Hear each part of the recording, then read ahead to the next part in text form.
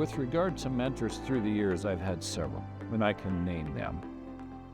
I went to graduate school at Ohio State University, and it was in the construction management department.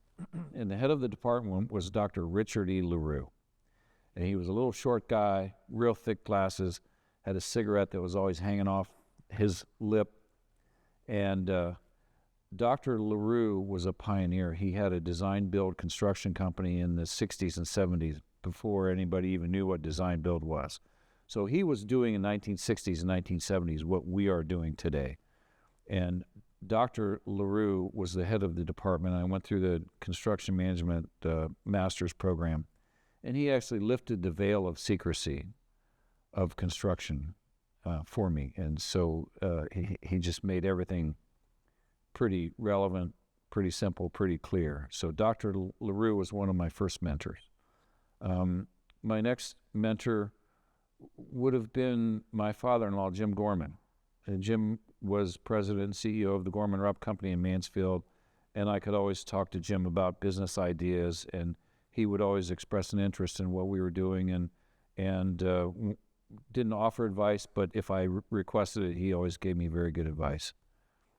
When we were appointed a Butler builder, the area manager that appointed us was John Schaub, and John knew the Butler business, and I knew nothing about the Butler business when we were first appointed, and so John mentored us through the years, and John and I have remained friends for over 32 years, and he was one of our key mentors. And my father was a great mentor.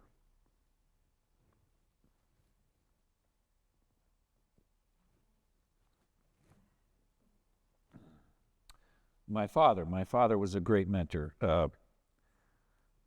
Through the years, I would talk to him about projects or issues that we had.